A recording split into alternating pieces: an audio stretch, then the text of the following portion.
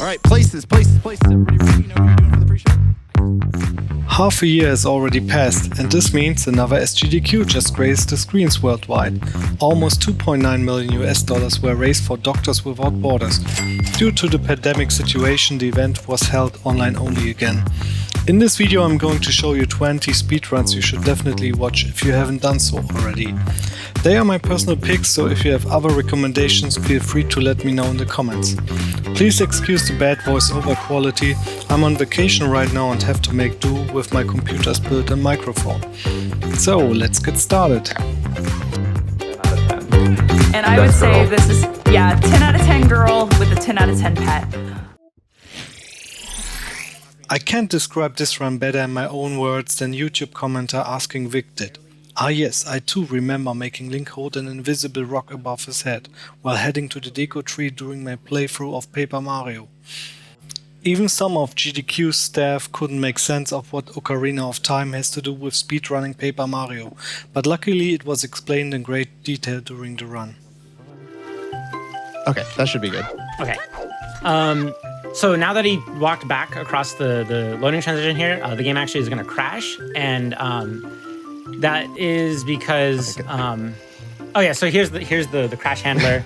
So we can actually use this crash handler to verify that the code written was written in the right part of memory. So we actually did, or JCOG did it correctly. So now is when we do the swap, and we'll explain things in a second. But here I go. Okay. And now the awkward of time portion of the run is done. All right, so everybody followed all of that, right? Yeah. I'm sure nobody missed anything. Yeah, the quiz is happening at the end of the run, so hopefully everyone knew what was going on. Yeah, this is on the exam. No, but here's another entry from the Mario franchise, but this is not your typical any percent run. In Mario Odyssey, the bird Talkatoo supplies the runner with non-story moons he has to collect. Therefore, it's kind of a randomizer. The game knowledge of runner, dangers, and his commentator Super Jamoose is something else. We get to collect those just because Talkatoo will never give them to us, and they're kind of important for the story.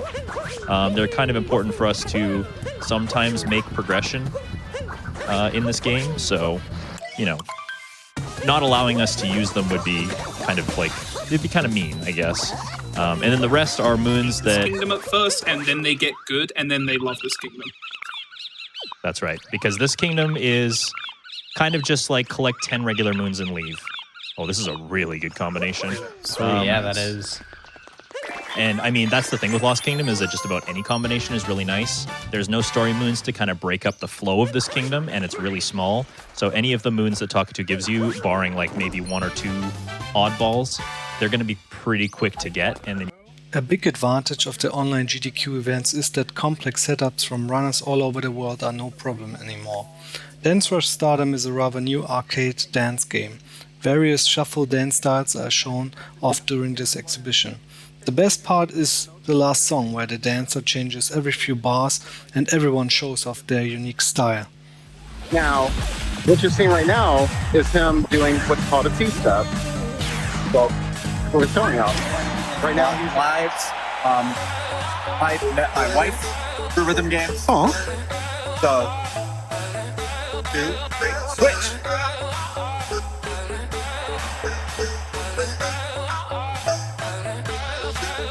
Switch! This is like IRL Rhythm Heaven. You ever played that game? Yeah. Where you just go 1, 2, 3, clap. Exactly.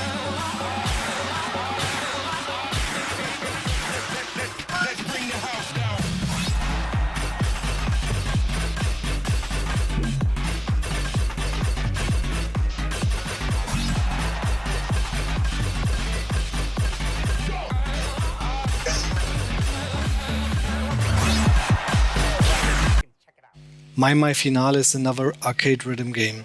This time the game controller looks like a washing machine though. Starward Kirby 86 slaps it continuously until his arms and shoulders should have given out. But he managed to pull through to deliver one of the most incredible performances of this year's SGDQ. Oh, here comes one very fun part here. So for that part, as you can see now, a lot of notes in one button. We call that a button jack, and you have to alternate your hands on that button. So This is a song that you would see in Five Girls on Muse Dash. If you played those games, you definitely recognize this song. Over slides that go across the screen. Got a very slow spin, and now we got this, do I even call this a cooldown section? I don't know. I call this a cooldown section because this upcoming section right here, one button jack into a burst, into more cross hand slides. Beware of this part here, very fast rapid slide alternating patterns. Into a spin. We're not done. One more spin to go. Ghost and Goblin games are known for being unfair to the player on higher difficulties. The Mexican runner is a living legend in the speedrunning community thanks to his humble personality and godlike skill. You know a game is hard when the Mexican runner stresses out about it. This run was so tense that I got sweaty palms just from watching it. Around jumping as much as we can. And only walking when we absolutely have to. In a casual playthrough, it's usually the opposite. You're walking as much as you can and only jumping when you have to. And wow, I didn't even get a chance to talk about this boss. So far, I have just died to myself and I look incredibly bad, but I was in hopes of doing something good, which didn't really happen. All right, so I'm gonna have to show you the dog. So this tilting platform, if he stays on it too long in a standing location, then it will actually tilt completely and knock him off. All right, so, well, I forgot that I have the doppelganger. Okay, so very important to not get hit there. If you develop a game where you control a fish which has to get from one place to another outside its usual habitat, you have to get creative. And oh boy did they get creative here. I love the coach's reactions to the game's mechanics, because unlike most speedruns, they have seen the game here for the first time. What happens if you miss? Like... well, you kind of get yoked out of the pool and you die. So you hit the bottom and you pop up. Oh, I got on a rock. That's not good. My favorite sound in this entire game is the pufferfish smacking things really hard when it lands. Yeah, when the screen starts to fade to black, that means you are dying. So dying is not optimal in a speedrun. I mean, as long as you don't die too much, you're fine. A little bit of dying is sometimes fast. Just not too much. Yeah, a little bit of dying is good for the soul. But yeah, we're just kind of rolling our way through here. You know, on the brink of death, but you know, we're still chilling. So is like getting in the water like health recovery or whatever? Yeah, you just instantly. It resets the deathometer. So okay, got it. Cool. Yeah, the deathometer. You just suck in some water. GTA 3 was a bonus game, and KC Fru made sure it was worth the $90,000 which had to be raised for it. He toggles the camera, speedruns, and does stand-up comedy all at the same time. I can imagine his style is not for everyone, but for me personally, it was probably the most entertaining run of the whole event. It also features the dodo flying section, which is always a plus. Purpose. Purpose is the word I was looking for. So I'm gonna park next to this mafioso gentleman, and I'm gonna piss him off. And he's gonna shoot me. And he's gonna try and steal me out of my limo. Except, I'm gonna finesse him by parking against it. There's a, The next mission in particular saves like 2 minutes alone because of his plane, but it's also really scary. I hope it goes well. Yeah, dodo bait, baby. We're gonna rock it. All right. Yep. Yeah, so changing the camera here is very, very important because you want to have a clear road to take off from. If there's like cars in the way, it's just really it's a tragic sadness because you know it's just how you gonna get around the thing in your way. So we just make that room ahead of time by just despawning the traffic. I'm going to do a bit of a crash landing. There we go. All right. Now we have whole The awful or silly block always contains rather, let's say, unique games. But what elevates this totally normal golf run is the commentary. These guys could even make watching paint dry exciting. Good no matter what happens. Yeah, we can do do-overs for if you mess something up, no you didn't. There we go. You got it. Got it first try every time. I can't believe it. What a golfer. First try. What a golf gamer. See, that's the beauty of the mulligan rule, is you truly do get first try every time. Look at that. A score of 4. That's nice. Got to keep it under 32 if he wants to do the run right. Otherwise, he's banned from GDQ. I can't believe he'd do that. There's no way. He's going to do this just fine. Yeah, he'll be agrees. just... We're on a hole 3, which has a right angle curve. Very tricky, and a hill. Oh my god, 2 hills, in fact. Ooh, just shy of that one. He's going to do it in 3, though. There we go. Now, as we can see, there's excellent physics on display in this game. In the meantime, I'm going to be playing this awful sub-game until you kick me off. Now this is the real run, boys.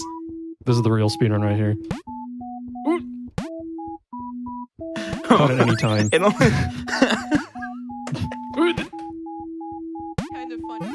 The Pokemon Black-White race was beyond thrilling.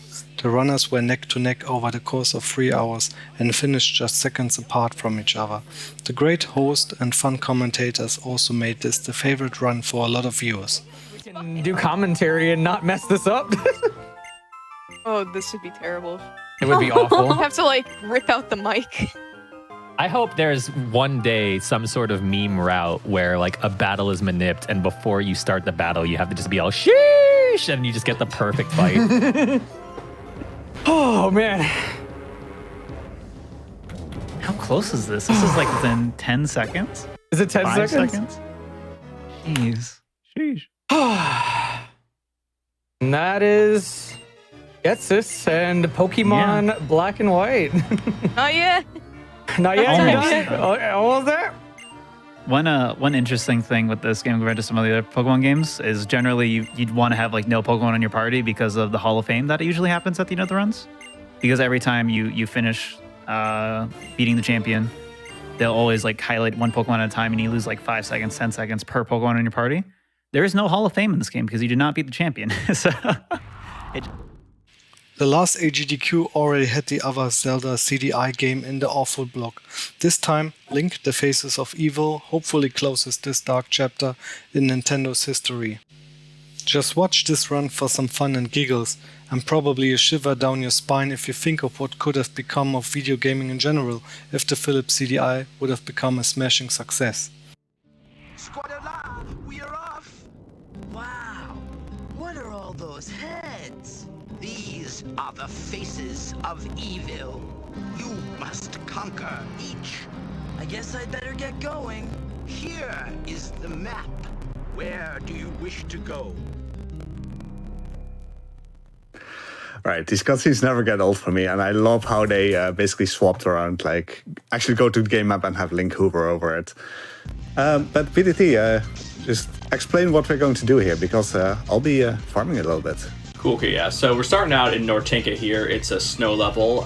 Basically what we're doing to start out is these dudes with the spears, which are in Zelda 2 anime, Moblins, yeah, there we go. Have snowballs. The snowballs are the only item that can beat the fire Dairas that are in the next level. So whether we want to or not, this is required. Lemura started off this year's SGDQ with his Dragon Age Inquisition run pretty strong. His couch guest Brianato made sure everyone understood what was going on by questioning the runner. Especially seeing him repeat the boss fight like 10 times at the end must have been really confusing for the people joining the stream close to the end of this run. I'm also going to be picking up some materials real quick. I think it was called Downstone what we're picking up. Yeah, I think so, yeah. We're going to be crafting some gear later so we can get strong. So here we go, pick that up. Now we're going to head to Skyhold. Frantic mashing just to force feed him all these amulets. Yeah. This is not the helmet I want, it's this helmet. Correct. Okay, so yeah, we just force fed him a ton of amulets and stuff. They basically give you like ability points that you can spend. Yep. So now we can get everything on him. And now I'm crafting some specific pieces of armor that I'm going to equip him with as well, so that he gets strong. I think this was specifically for Kratos. I would have never expected Nintendogs to be run at the GDQ event, but here we are. The dog named Koroni, per incentive, is adorable, but tunnels seem to scare him. Now, okay, so we'll do a quick save again, and then hope that somehow, miraculously, this dog is now no longer, it's over the fear of tunnels. Yeah, I mean, there is the unfortunate chance that we just... Okay, come on, buddy. Let's go, let's go, let's go, Let's Oh, go. sweet. Oh, we're going. Come on. Oh. It was the fear of circular things. That's all it was. As soon as you saw a frisbee, Okay, come on, last one. Yes. Okay, we should be. Oh no, there's one more. Oh, Sweet. should be good. Let's go. Did you hear that? The streamer Darioman practiced a lot for this Spyro run, and it shows. He exudes positivity and wholesomeness, which are almost not from this world. If you ever feel down, give this run, or Dio streams in general, a try. Can hit enemies and boxes in front of you. So we actually use that to hit one of these big yellow guys right here, like this one, off screen. So you'll be seeing a 25 gem right after this dragon that guy dropped. Really cool little kind of unseen little tech right there.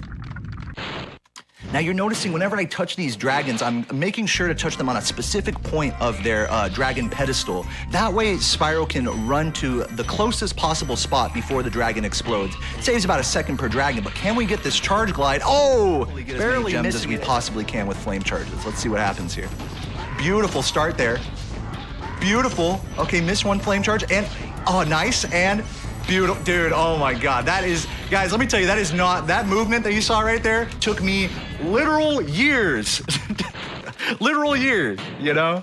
When you guys see these runs on the Games Done Quick stream, it's like, oh, they make it look so easy, but trust me when I say there are literal years and thousands of hours put into the game to make the strats. There's something trippy about seeing marbles running up walls. In this game you control the ball with a V-mode via its motion controls. Since seeing this, I can't wait anymore for the Super Monkey Ball Banana Mania released on the Switch in October. It's going to be relatively close, but there's other levels where you might see him play like almost perfectly and there'll be like more than a 10-second gap. And that's because there are some levels in this game where the individual level routes have so many ridiculous strats that it's just not even close to worth going for them in an actual run. So just to give you a kind of a sense of that. Oh, that was super clean. 21 per 1. That's such yeah. a lot. That's definitely hard stuff. Yeah, and you're going to see death warps in this level. I think only that one. But yeah, I just it's did the one here, yeah. You can do two. There's different routes again to the level. Yeah. All right, just climb up the wall. No big deal. Fall back down. Definitely the intended route. Don't worry, guys. All right, and then fall down. All right, and just a warning, time will be at the end of the next level. This is coming up as the last level. Yep. You control your car in the aptly named racing pitch only by doing car engine sounds. The higher your pitch, the faster it goes. It is as stupid as it sounds. Thankfully the run lasts only 15 minutes, otherwise it would have overstayed its welcome. The track will cross over itself at one point. It's a bit of everything. It's kind of a final test before the final test. Because believe it or not, we're actually approaching the end. Getting close. Because this is the second to last track in the game.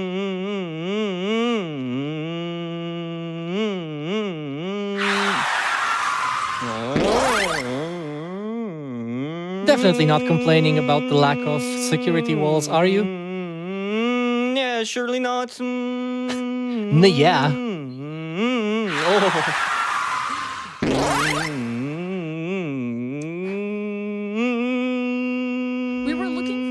The Demon's Souls remake run is not only beautiful to look at, but also an entertaining piece of speed tech combined with fun and informative commentary.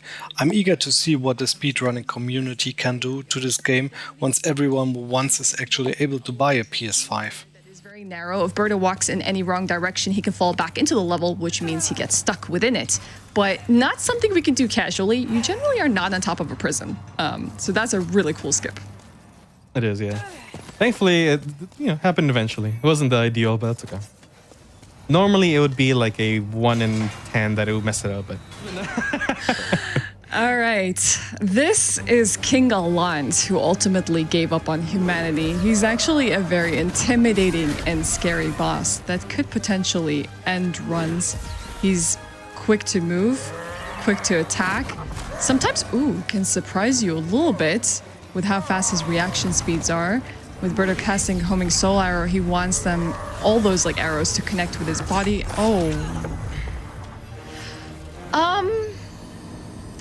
Hey Birdo, remember when you used to give me heart attacks about Allant? Grab right there. A few GDQ events ago, we already saw a 16-star blindfolded Super Mario 64 run. Bubsy takes it a step further this time by doing 70 stars blindfolded. Huge props to Charlie Brown 64's commentary. Him explaining setups, past runs, and the pacing elevated the run to one of the best I've ever seen. All right, very nice jump. That's a pretty muscle memory based jump right there, but he makes it on pretty nicely. Having trouble finding the red coin, but he'll get it soon. Oh, he's so close. Oh no, he's jumped too far.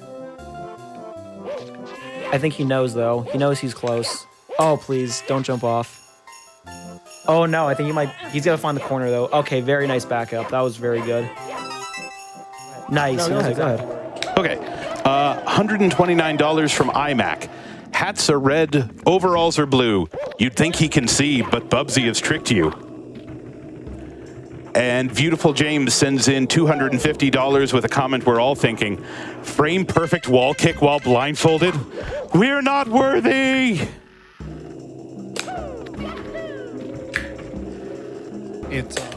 Speedrunner Bloodshot breezes through both the Ancient God DLCs in less than 1 hour.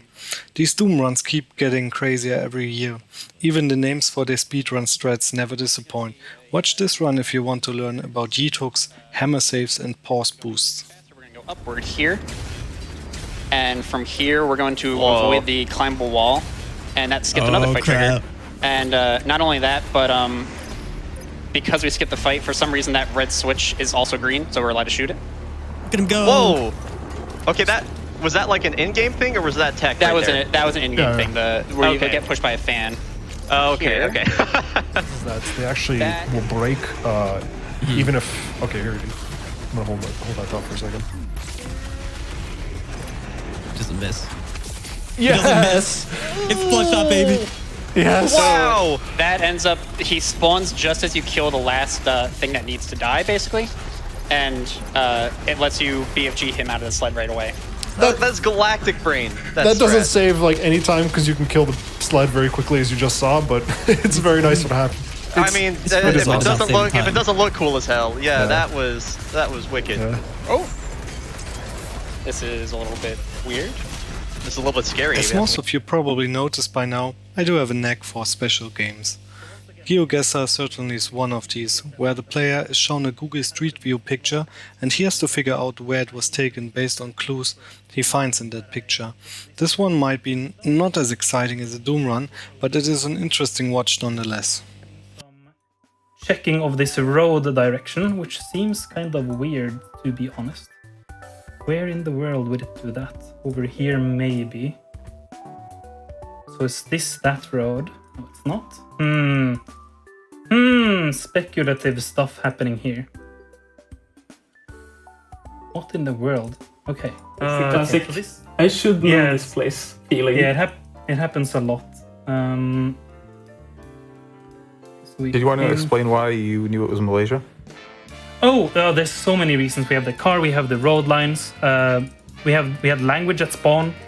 There's a lot of reasons why it had to be the car plates. We also saw a flag. Not that we needed the flag specifically, but there was a lot of things to clue us into that it had to be Malaysia here at spawn.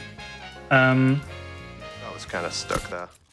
Not only Snake was dressed to impress here by wearing his infamous tuxedo, the runner Apache Smash did the same in real life and also delivered gameplay-wise. Despite the game being notoriously difficult to speedrun because of its RNG, he pulled off even the most complex strats without breaking a sweat. Equip the stun grenade and lean to the right. The sniper will not be able to see you while you're leaning because Snake's camera moves but his model does not, so you can't get caught. Go over here, we're going to stand up on our toes, shoot that guard in the head, drop down, walk over here. We're going to again do that lean technique I mentioned to lean around this corner and shoot this guard way off in the distance. And then by the time we finish all of that, the one guard... So right here with the starter bike chase, our goal is to take out the passengers because they're the ones who have a free hand. They can actually shoot at us. If you take out just the passenger, not the driver will occasionally try and take shots, but he's also trying to focus on driving, so he won't be as accurate. We don't have to worry about him. These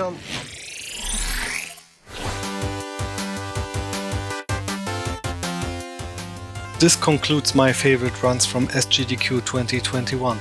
The opinions on these online-only GDQ events are quite mixed.